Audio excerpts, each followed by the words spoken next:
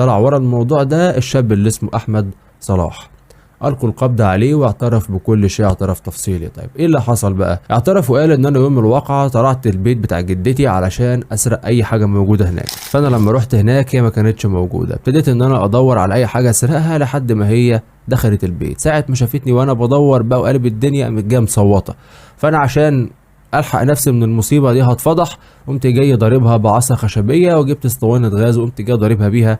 السيده وقعت على الارض جثه هامده، كبلتها من ايديها ومن رجليها ودخلها البدروم علشان كان يعتبر يعني مكان محدش هيخطر في باله ان ممكن تكون هي موجوده فيه. دخلها جوه وقفل عليها وسرق 5000 جنيه وخد بعضه وهرب، وكان مفكر ان الموضوع كده هيعدي ومحدش هيعرف عنه حاجه. ربنا يتغمدها بواسع رحمته يا رب، ويلهم ذويها الصبر والسلوان، وخالص تعزنا لكل اسرتها، ويحفظنا يحفظكم يا رب من اي شر، ويبعد عننا وعنكم اي سوء. انا حسام حماده، اشوفكم على خير الفيديو الجاي. السلام عليكم.